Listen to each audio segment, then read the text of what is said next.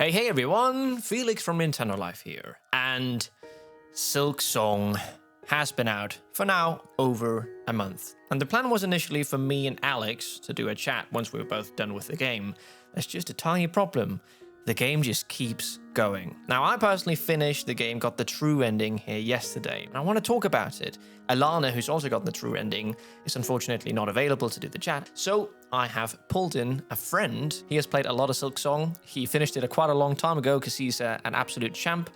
This is Mass, but it's not Get Matt, so he's been here on the channel before. This is Danish Mash, as we'll just call him now. Hello, Mass. Yeah. Welcome on. Hello. Thank you. So, Mass, how many hours do you have in this game? My Steam page says a total of 56.7 hours. And I'm so sorry, I couldn't find a person who's played it on Switch. This is outrageous. On Steam, on Nintendo Life, what's going on? I'm a PC gamer. But don't worry, I have played the game on Switch too, so we can still ask the question, is this the best Switch 2 game out there yet? First, we'll have the non-spoiler section, then we'll have the spoiler section, and in the end, we'll kind of rate the game out of 10, both me and Matt's. Yeah, it'll all be in chapters, don't worry.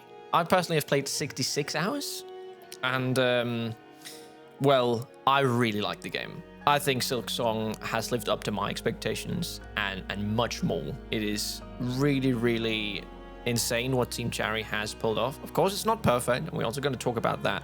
But Mass, what are the things that you feel Team Cherry do best in this game? What are your favorite parts about it after having now played over 50 hours? Oh, it's definitely like the map and the exploration in general. Like just the feel and the vibe of every zone. That was one of the things that the Hollow Knight 1 got very well as well. Just exploring and seeing all the different areas and being locked off to one area, but you have to get like the skill to get there, and it makes you want to push on like continually. Yeah, I really like them. So you put down pins all over the map. So, I can't go here right now. And when you get the I actually never used those. Okay. Yeah. Well, how did you keep track of it then? Like, because I would reach at areas like, I know I need a double jump here, so I'll put down this specific pin. So all the pins with like this symbol or this color, I know that's the double jump places, so then I can go back. Otherwise, I'll just forget about them. How did you go about it? I think mine was just way more chaotic. I would just like go where the wind blows, go where I feel like. I would have like an inkling that this area. I don't think I've been there. The gamer instinct. Yeah, but then that will also sometimes blow back on me because I didn't use those pins, I would sometimes go back to an area and be like, whoa, why haven't I explored there? But it's just because it was locked off or something, and I was like, should remember that, I guess. Yeah, I want to second that. I also think the exploration of this game is one of the highlights. Farloom is so incredibly big, and whenever you feel that, okay, I think the game is nearing the end, it's just not. You find a new area, new enemies, new bosses to encounter. Yeah, you always get the sense that there's something like hidden. Oh yeah, and sometimes things are too hidden. Like there is there is one area which I just don't think it's fair. I won't spoil what it is, but there's like one area where it's like you have to go back to a place where you've already explored now with a new ability, and it's really well hidden, but you kind of need to do this to progress later on. I don't know. It was just like, what? I would have never found this if I didn't search it up. And I normally don't want to search things up, so I was just a bit... Yeah, that's a bit of a shame. But other than that, exploration, it's a bit... I felt it was more like I didn't really get stuck in Silksong, where I would sometimes get stuck in Hollow Knight. But maybe that's also because I've played Hollow Knight now, so I kind of know how Team Cherry builds up the games. Yeah, you have that elite gamer knowledge. I have that gamer instinct as well, I'll let you know. Let's talk about bosses, because that's one of the most controversial things. Well, just the difficulty in general. Yeah. Now, a lot of people have had issues with that. You get hit twice, that the bosses are just too hard, and Team Cherry are just like ruthless in that department. Now, before we go into this chat, I just want everyone who's listening to know that every time I would beat a hard boss, I'd write to Mass and be like, hey, oh my god, this boss was so tough, and Mass would be like, I beat it in my third try. Skill issue. You're quite good at this game, Mass. I felt like Were there any bosses that you struggled with? Yeah, I mean there was like some, particularly like the bosses that would like mark the entrance to like a new part of the game, like the real big main bosses. Yeah. I think they did those really well on difficulty, but in general, no, it wasn't like I was stuck like for 2 or 3 hours continually on one boss. You know, Are you hinting at something there, Mass? What do you mean?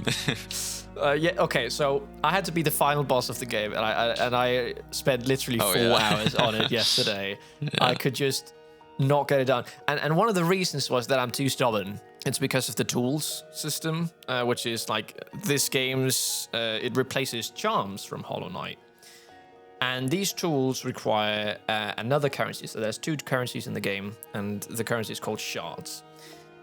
And I'm always running out of shards because I'll go into a fight, I'll use my tools, and then, of course, you need the shards to rebuild the tools. And if you keep doing that, in the end, you'll not have any tools.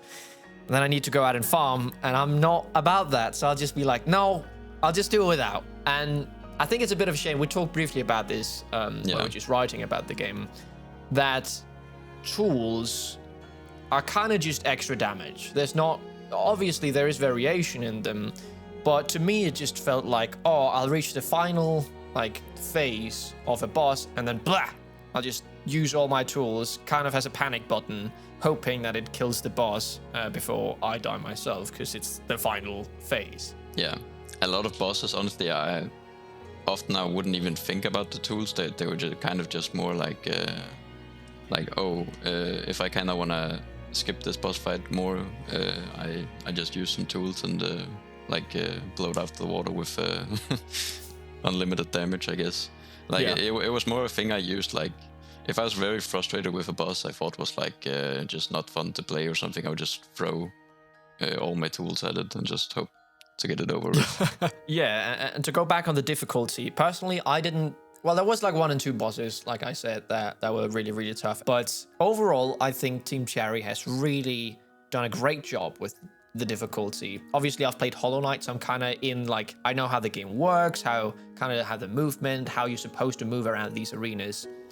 And even though I would die a lot of times, every time, I wouldn't really get frustrated. I'd just be like, okay, I got it this time. I'll just try again. I think this is how people feel playing Elden Ring, a game that I never really got that much into.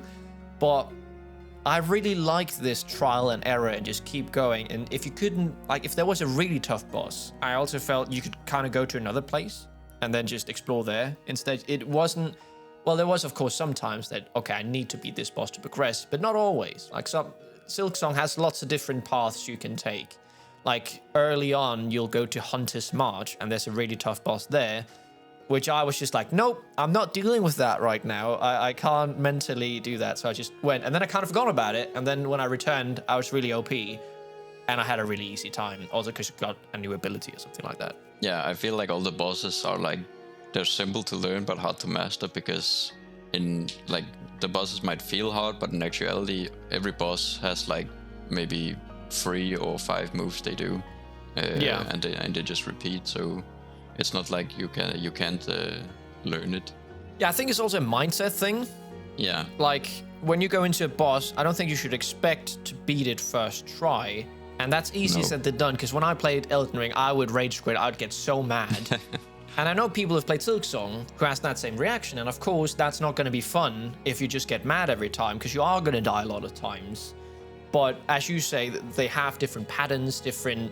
Like, that boss I spent 4 hours on yesterday, when I went to sleep, I felt like I could see the fight. Like, I could see all the different movesets, because I'd seen them so many times that I just knew them inside out. Oh, when they, like, strike this pose, they're about to do this attack.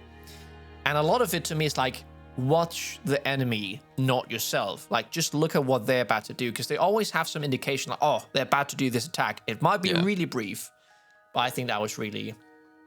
Yeah, it's a really difficult thing to do, like difficulty. Like, how do you strike the right balance not to make it too hard or too easy?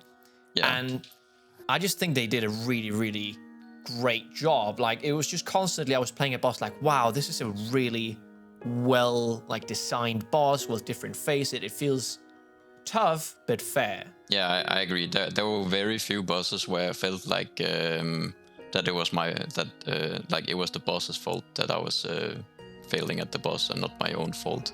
Because the move set you get and like the variation of things you can do, like the movement is so fluid. You can keep control of the fight like as much as you want with all the dashes and yeah. Yeah, what crest did you end up using? I actually ended up just sticking with the one I got at the start. Did you then get disappointed every time you would get a new crest? It's like, I don't need this. I just have the hunter's crest. I don't know if I would say disappointed. I liked having the options, I guess, but I don't know. I just really liked the starting one.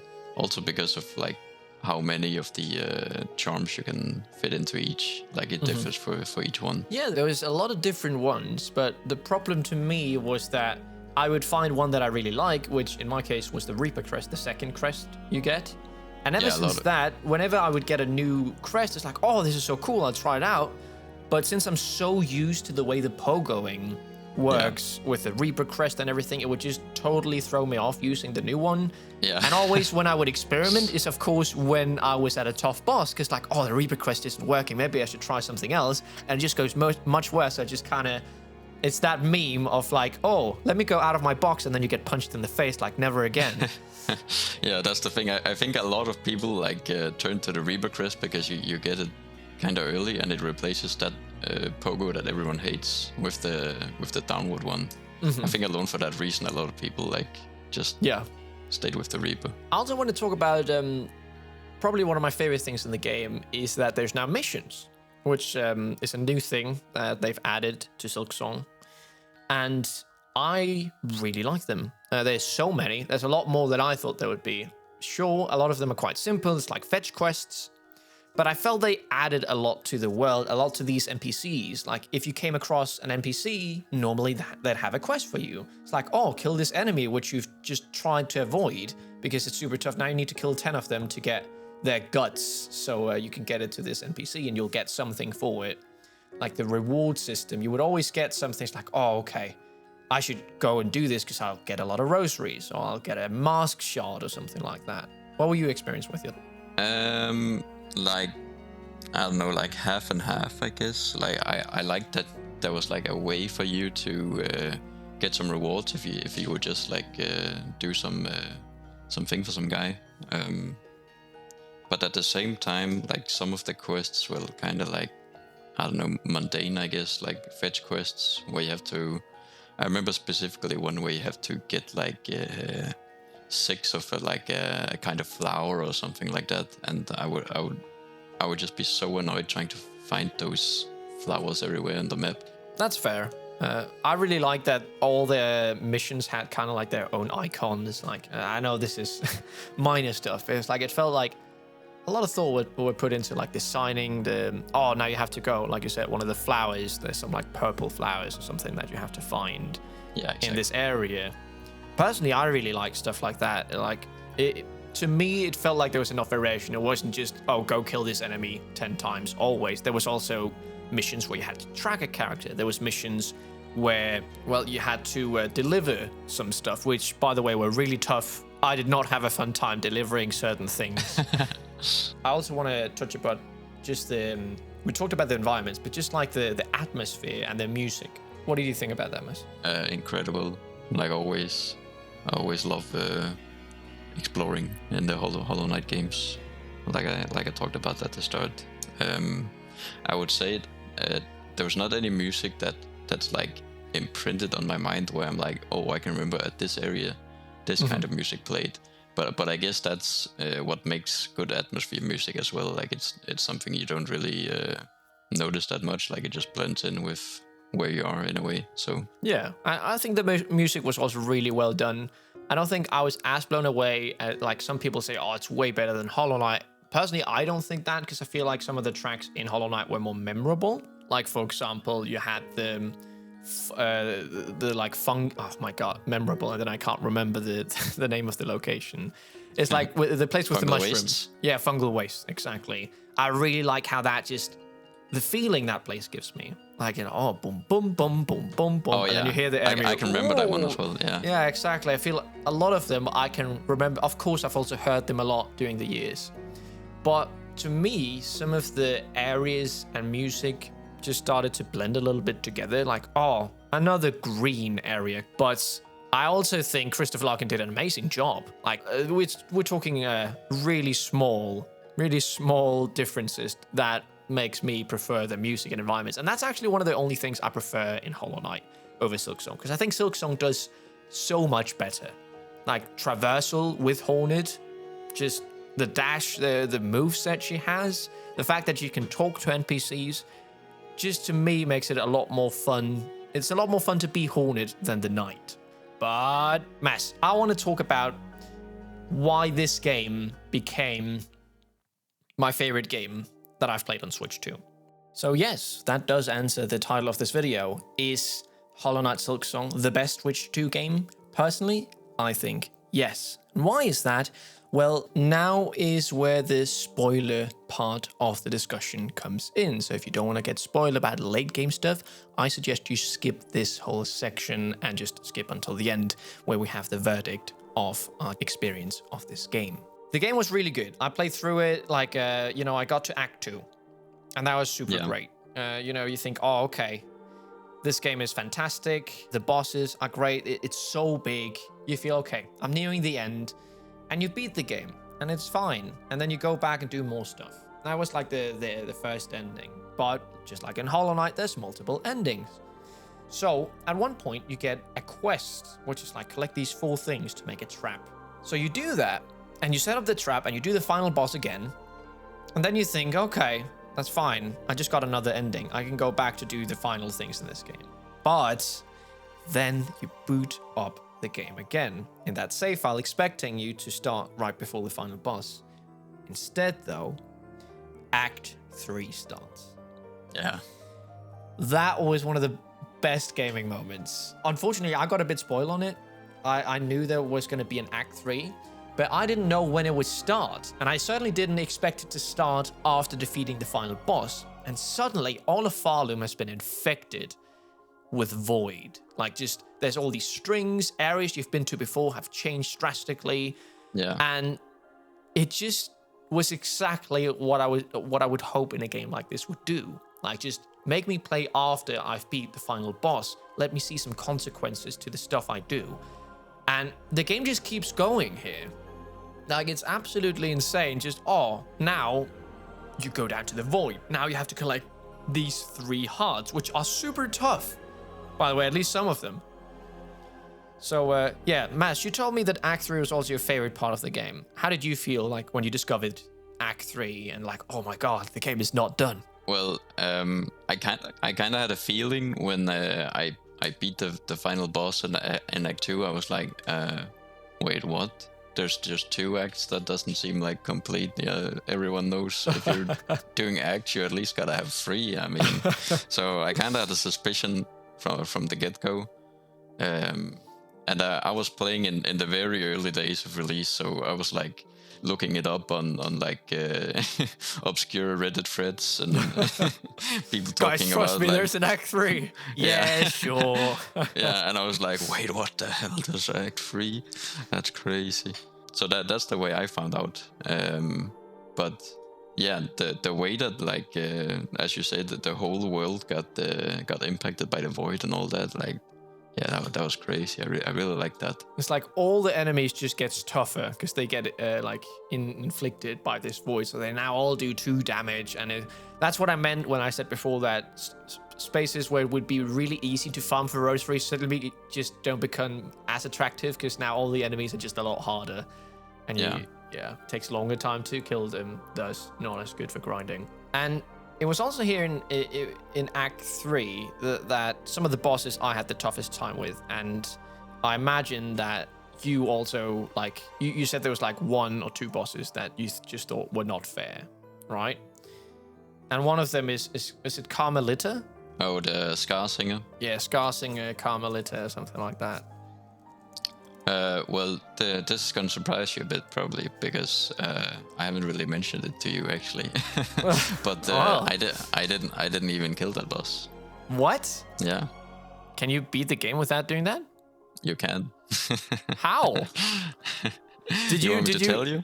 Yeah, sure. I want to know. Well, so do you remember like the green prince guy that's captured in a cage, like Yeah. in Yeah. You can free him, and then he appears in like some areas in like the cathedral place or whatever you call it. Yeah. And then he just disappears. I never saw him again. Yeah. Then he disappears and never saw him again. Well, it turns out he's just like kind of vibing in some area off to the right, where the Chronist is. Because I was trying to find the Scar Singer, and that was why I was like exploring near that black area. And then I just randomly found like a side entrance to the right, and I found the Green Prince guy, like mourning his dead robot friend. And oh my god! You get into like a dream sequence with him, and you fight his you fight him and his friend when they were like alive. And you didn't find the Scar Singer? That's like the toughest boss in the game. She sucks. Yeah, it's not a fun boss. I actually thought that the Green Prince was like what was supposed to be the Scar Singer, if that makes sense. I was kind of confused. I haven't even found that area. I've played 66 hours and there's still areas I haven't found in this game. Yeah, that's it's pretty crazy. Yeah, I was kind of confused as to why, like, I'm not at the icon, but I mean, I have the heart for the thing, but so it turns out he's like a replacement heart in a kind of way. You can replace any of the 3 hearts with the heart from the Green Prince. Oh, you think anything happens if you get all 4 hearts then? I'm not sure. That's really cool though. I wish I knew that, because then I would have not done Scar Singer. She sucked. Yeah, I got saved from that. That's really cool. Is it like, because I didn't find that area. I guess I just didn't go back there, over to the right. Because every time I would have to find one of the hearts, I would just talk to the snails and they'd kind of give me a hint. That's also what I really like about the NPCs, that in certain quests, I don't know what to do, I'll just talk to this NPC and they kind of nudge you in the right direction. That was what kind of surprised me as well, because I had like a bet going with one of my friends, because in my mind, reaching the way to get into Act 3 seemed like completely impossible from what I read on that Reddit thread. I was like, you have to do what? You have to do this and this. That's so much different stuff you have to do. Yeah. So I had like a bet going with my friend, like, bro, you're never gonna find the Act 3 ending on your own. There's no way. But then, like you said, I found out that the NPCs actually kind of steer you into the right direction. Yeah. And he found all those like hidden NPCs, even the guy that's like hidden in the bellways on his own. So that. I found him. I found him before. I go down to the Bell City, and then I found this breakable wall. It's like, oh, it's an old guy, and I talked to him many times. Yeah. He never did anything. But the way you found it is just you talk to that snail up at the cathedral, and then it's like, oh, you should go and talk to this person who's under the bell. Oh, okay. Like, it was very obvious. He just says under the bellway. He says something which was like, oh, okay, I know exactly who that is. Yeah. So yeah, it wasn't too tough finding the 4 like shaman. Oh, I don't know how to say that. Yeah, oh my god, I have to boot up the game again. Find that area. It's crazy. I haven't found all the areas. This game is so massive. Yeah, there you go. And now we are out of the spoiler section of the chat. Hello everyone who skipped the spoiler section. We will now give some final thoughts together with our personal score of the game after having now beat it with the true ending. So yeah, I think for me, Team Cherry has really outdone themselves. I don't know if I like it better than Hollow Knight, because I really, really like Hollow Knight and how that game made me feel. But I think I would say it's on par, if not just a little bit under. But it's really, really good. I was surprised that this game could live up to the super high expectations, because, we've been waiting for this game for so many years, and it just was like, okay, it can't possibly live up to the expectations. And my biggest concern was that, this game is not going to be big enough. Like, they've just spent so much time. They've gone into like development hell. Like, they've scratched ideas. And there are things that are not in the game, what you would see in the trailers, like the coral forest or whatever it was. Like, I was a bit disappointed that wasn't in. But this game is just so massive. If you look at the map after you've gotten the true ending, it's just like, wow.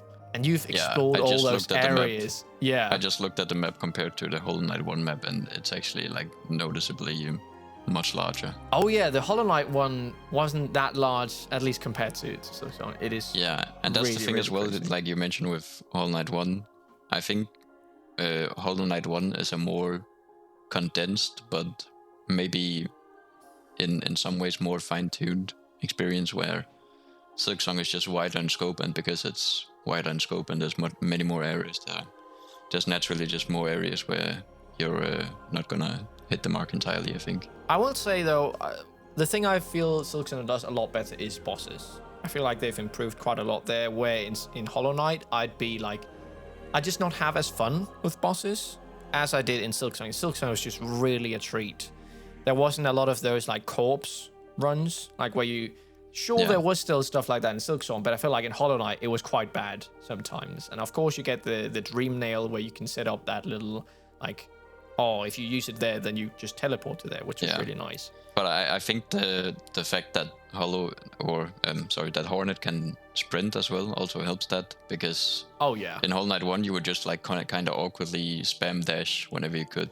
Yeah, use the dash thing all the time, where here's like, oh, it just feels really good to dash as Hornet. And I think that's also what makes the boss fight feel more fluid in some ways than in Hollow Knight 1, because the movement is just so much more, like, there's so much more you can do, you feel, as Hornet than as the Knight. Yeah. No, to me, it's the best game I've played on my Switch too. I also really enjoyed the fact that it was 120 FPS, because before I really didn't get 120 FPS, because it was like 60 FPS looks good. Like, it looks great. I can't really tell the difference. And although it's still hard to see the difference, you can really feel the difference when you play it, especially in a game like this. I feel like it's a massive difference. Like, just getting that like tiny bit more feedback from like when you press a button. And Silksong was the game that made me get 120 FPS. But I have finished the game. I've personally given this game a 10 out of 10. I think it's just like, it's been a long time since I've had such a good gaming experience, and just, it's not often I can play a game and just keep on playing for hours and hours and end. Like, when it first came out, I felt like I played for 7 hours that initial day, which is uncalled for me, because I'll get a bit tired. Like, it's kind of like too much of a good thing. Like, sure, cheese tastes really good, but if you eat like a whole wheel of cheese, in the end, you don't really like the cheese. Normally, it's like that with video games for me, where it's like, oh, okay, I really enjoyed this, but now I've played for 2 hours. I need a little break. Silksong, it wasn't like that. I never felt like, oh, I need a break from Silksong right now. And, well, you played through it so quickly. so I don't think you have that problem as me, but yeah. What did you think of the game, if you have to give it a score? Oh, that's hard.